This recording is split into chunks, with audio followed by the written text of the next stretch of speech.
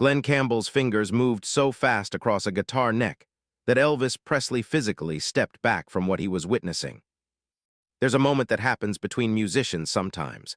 A moment that nobody plans, nobody rehearses, and nobody sees coming. It doesn't happen on stages in front of thousands. It doesn't happen with cameras rolling or producers watching through glass. It happens in back hallways and dressing rooms and hotel suites at hours when most of the world is asleep. And it's usually the moment that changes everything. This is the story of a night when Glen Campbell picked up a guitar and played something so technically staggering, so far beyond what most human hands can do on a fretboard, that Elvis Presley, the man who had stood in front of more screaming crowds than any performer alive, went completely quiet. Not performing quiet, not cool and composed quiet. Genuinely, deeply, honestly quiet. The kind of quiet that only shows up when a person has just seen something they cannot fully explain. And what Elvis said after that silence? It wasn't what anyone in the room expected. It wasn't bravado. It wasn't jealousy. It was something so raw and so unguarded that Glen Campbell carried it with him for the rest of his life and repeated it in interviews decades later, long after Elvis was gone, long after there was any reason to protect anybody's image. But before we get to that moment, you need to understand something about who these two men actually were to each other. Because the public version of their relationship and the real version are two very different stories. If you're new here and you've been looking for stories like this, the ones that never made the official biography, go ahead and hit subscribe. We're building something here, and the next story might be the one you've been looking for your entire life. Before Glen Campbell was Glen Campbell, before Wichita Lineman, before Rhinestone Cowboy, before the television show, before any of it, he was a ghost. Not literally, but professionally. He was one of the most recorded guitarists in American history, and almost nobody knew his name. He was a member of the Wrecking Crew, that legendary group of Los Angeles session musicians who played on hit record after hit record after hit record throughout the 1960s. These were the people behind the curtain, the hands that made the music that made the stars look like stars. And Campbell's hands were everywhere. He played guitar on records for Frank Sinatra. He played on Phil Spector's Wall of Sound Productions. He filled in for Brian Wilson on Beach Boys' tour when Wilson stopped touring. He played on records by the Monkees, by Bobby Darin, by Nat King Cole. If you listened to popular music in the early and mid-1960s, you heard Glen Campbell play guitar. You just didn't know it was him. That was the deal. Session musicians were invisible. They showed up, they read the charts, they played parts that would have taken lesser musicians weeks to learn, and then they went home and nobody mentioned them in the liner notes. The singer got the credit. The producer got the credit. The songwriter got the credit. The guy who actually played that guitar part you've been humming for 40 years, nobody asked his name. Campbell accepted this arrangement for a long time because it paid well and because he loved playing. But there was something else about those years that mattered enormously to this story. During those sessions, working on all those records for all those artists, Glen Campbell played on recordings for Elvis Presley. His fingers were on Elvis's music. Not as a star, not as a collaborator, not as someone whose name appeared anywhere on anything. Just as a hired hand who happened to be one of the most technically gifted guitarists anyone in Los Angeles had ever heard. And Elvis noticed. That's the thing about Elvis that people who never met him tend to get wrong. They think of the jumpsuits and the sunglasses and the karate moves and the screaming fans, and they build this image of a man who was always performing, always being Elvis, always occupying the center of every room by sheer gravitational force. And yes, that man existed. But there was another man underneath all that, a man who listened, a man who watched other musicians' hands with an almost obsessive attention to detail. A man who understood music not as a product to be sold, but as something alive that lived in the spaces between notes. Elvis had heard what Campbell could do in those studio sessions. He had watched those fingers, and he hadn't forgotten. The International Hotel in Las Vegas was the biggest hotel in the world when it opened. 2,000 rooms. A showroom that seated over 2,000 people. It was built to be a monument to spectacle, and it needed spectacle to fill it. They booked two of the biggest names in entertainment to christen that showroom in the summer of 1969. First, Barbra Streisand opened the venue. Then Glen Campbell came in and sold the place out night after night. And then Elvis Presley arrived for what would become one of the most celebrated residencies in the history of live performance. Different weeks, different headliners, That part was important, and it was important because of one man who wasn't even a musician. Colonel Tom Parker. Parker managed Elvis's career with the kind of iron control that makes modern talent managers look like babysitters at a birthday party. He had rules, many rules, but the one rule that towered above all other rules was this: Elvis Presley's name stands alone, not next to another name, not sharing a marquee, not part of a double bill, alone. Every contract Parker ever signed contained this principle, either in writing or in the kind of unspoken understanding that Parker enforced with a stare, and a silence that could make a grown man reconsider his career choices. So Campbell and Elvis were kept separate. Different weeks, different billing, different promotional materials. Parker made certain of it. But Las Vegas has a way of collapsing distances. When two men are staying in the same building, performing on the same stage just days apart, separation becomes more theoretical than practical. Hallways intersect. Elevators share floors. And sometimes, late at night, the biggest star in the world decides he wants to watch the other show. Elvis watched Campbell perform. Not from a VIP booth, not from some roped-off balcony with bodyguards flanking him on both sides. He watched from the wings, from backstage. Standing in the shadows where the stage lights didn't reach, watching Campbell's hands do things on a guitar that most people assumed were only possible in a recording studio with multiple takes and editing. But Campbell wasn't doing multiple takes. He wasn't editing anything. He was doing it live in real time in front of 2,000 people, and he was doing it with the kind of relaxed precision that only comes from having played so many millions of notes over so many thousands of hours that the guitar has stopped being an instrument and has become an extension of the nervous system itself. Elvis watched all of this, and when Campbell finished his set and walked off stage into the corridor, still carrying that particular energy that performers carry in the first minutes after leaving a stage, Elvis was there. Not a note sent through management, not an invitation relayed by a hotel concierge. Elvis Presley, standing in a backstage hallway in plain clothes, looking like he'd been waiting there for a while and didn't mind that he had been. "Come upstairs," Elvis said, simple as that, 2 words and a gesture toward the elevator. And here's what matters about what happened next. Parker was in Lowe's Angels. That detail seems small, but it changed the chemistry of everything. When Parker was present, there was always an invisible weight in the room. A sense that every conversation was being evaluated for its commercial potential, that every interaction was either useful or wasteful, and that waste was something Parker did not tolerate. When Parker was gone, Elvis became a different version of himself. Not a different person, just a less guarded one. A man who could sit with another musician and simply be a musician without anyone calculating the value of the moment. They went up to the suite. Someone produced guitars, not expensive custom instruments with Elvis's name engraved on them, just guitars, the kind you pick up and play without thinking about what they cost. They started the way musicians always start when they're feeling each other out. Old songs, standards, gospel numbers that Elvis had known since childhood and that Campbell, raised in a musical family in rural Arkansas, knew just as well. They traded verses. They traded keys. They found each other's rhythms the way two people find each other's pace when they're walking together and neither one has said where they're going. It was easy, comfortable, the kind of playing that doesn't need an audience because it isn't for an audience. It's for the two people holding the instruments and for the music itself and for nothing else. And then it happened.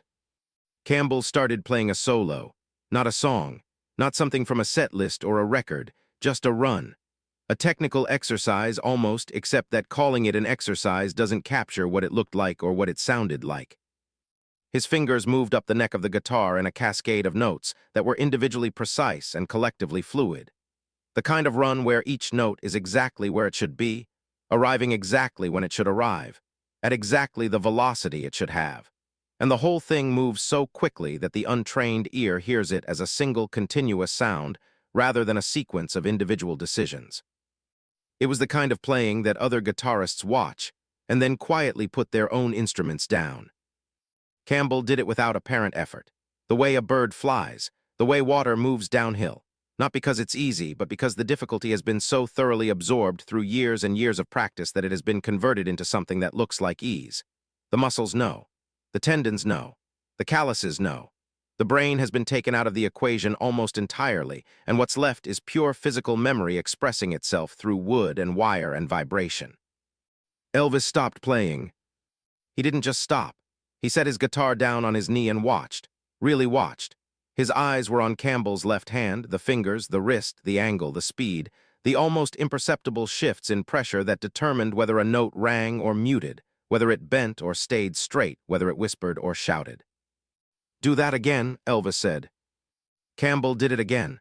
Same speed, same precision, same liquid quality that made it look like the notes were pouring out of the guitar rather than being pulled from it. Elvis picked up his own guitar and tried to replicate what he had just seen. He got through the first few measures, his fingers knew the basic shapes, knew where the notes lived on the fretboard, but then the speed caught up with him and the pattern fell apart. He tried again, got further this time, but the timing slipped at the transition point, the place where the run changed direction and came back down the neck, the place where the difficulty was hidden. He laughed, quietly, genuinely, without a trace of the performance that usually accompanied Elvis Presley's laughter. This wasn't a laugh for an audience. This was a man laughing at himself in the privacy of a moment that had no witnesses except the one person who understood exactly why it was funny. "Show me where the hand goes," Elvis said. Campbell broke it down, slowly, note by note, position by position. The way a teacher shows a student, except that neither of these men was a student and neither was a teacher. They were just two musicians alone in a room with a problem. Elvis tried again, got closer. The shapes were right, the positions were right, but the speed wasn't there and the fluidity wasn't there, and both of them knew it. Elvis put the guitar back on his knee, looked at his own hands for a long moment. Then he asked a question that most people in his position would never have asked, because most people in his position had spent decades being told they were the best at everything and had started to believe it. "How long did it take you to learn that?" Elvis asked.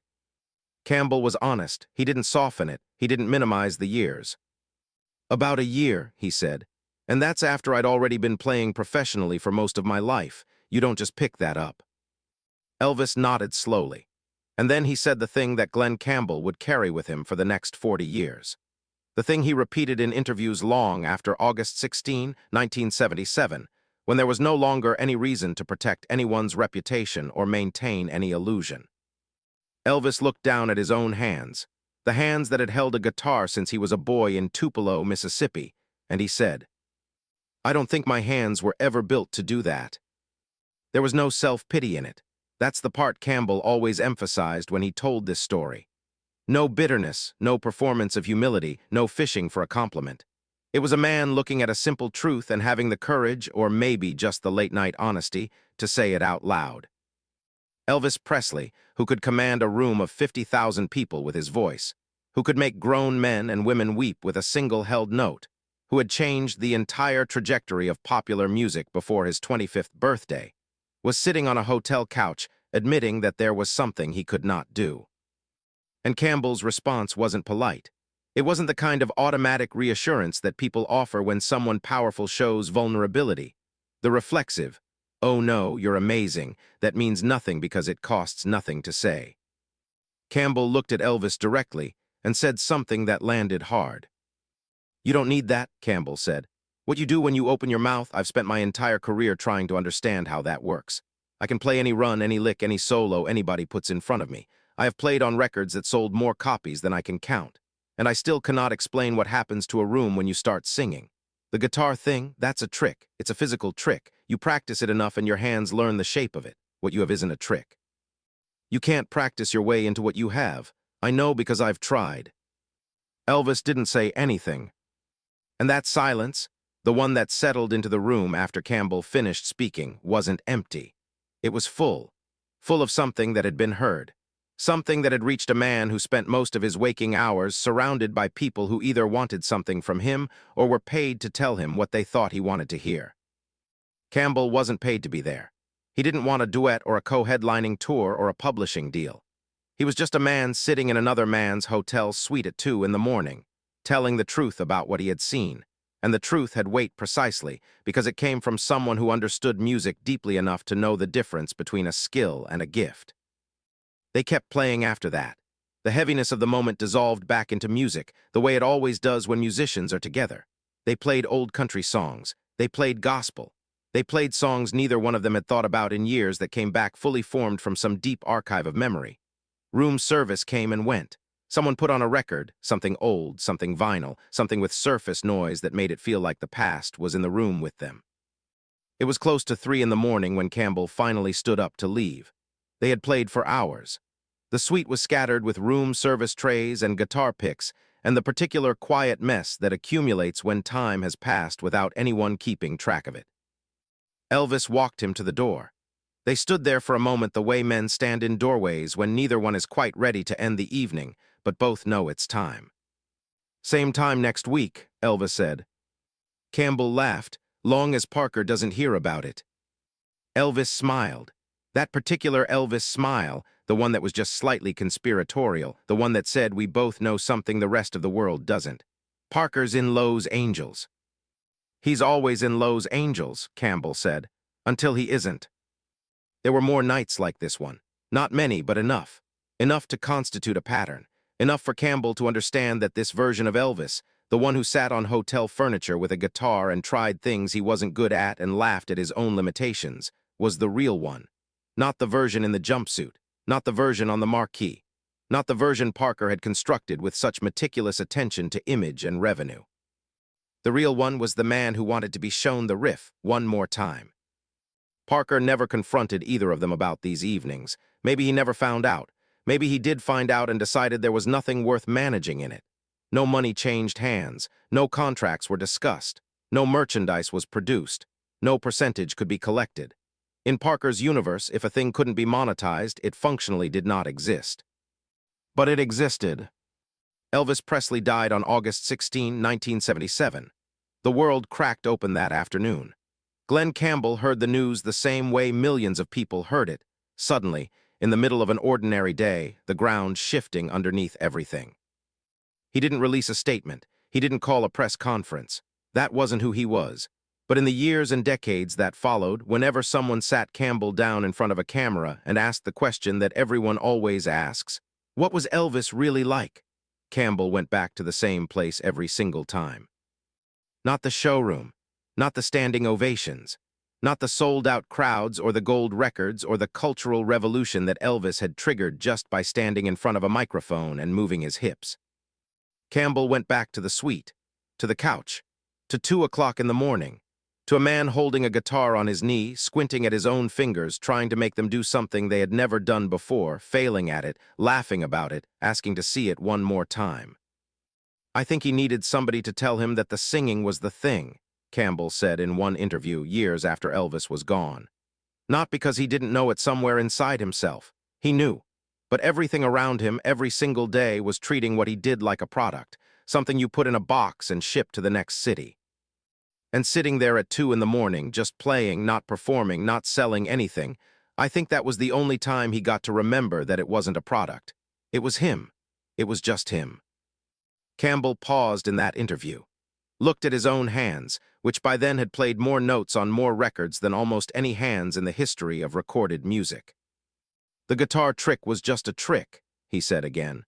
"What he had was something else entirely. And I think sometimes the people who have that kind of gift are the last ones to really understand what it is, because they've never had to live without it." Glen Campbell passed away on August 8, 2017, after a long battle with Alzheimer's disease. In his final years, as the disease took more and more of his memory, he could still play guitar. His hands still knew the shapes. The muscle memory held on longer than almost anything else. The last thing to go was the music. But the story he told about Elvis, about the impossible solo and the honest reaction and the silence that followed, that story made it into enough interviews and enough recorded conversations that it survived. It's still here. Still echoing in the space between two men who understood in their very different ways what music actually costs and what it actually gives. Two men, one hotel suite, two guitars, 3 o'clock in the morning. One of them could play anything with his hands. The other could do something with his voice that no amount of practice could teach. And for a few hours, in a room where nobody was keeping score and nothing was being sold, they were just two musicians. That's all. Just two people who loved the same thing, sitting together in the honest dark, playing. If this story hit you somewhere unexpected, do me a favor. Hit that subscribe button. We're telling the stories that the official biographies left out, the ones that happened in the hallways and hotel rooms and quiet hours when nobody was watching. Every subscribe helps us find more of these stories and bring them to you. Drop a comment below and tell me, what do you think Elvis would have been like as a guitarist if he'd had Campbell's years of practice? I want to hear your take. And if you haven't seen our last video on the stories behind Elvis's most private moments, it's right here. I'll see you in the next one.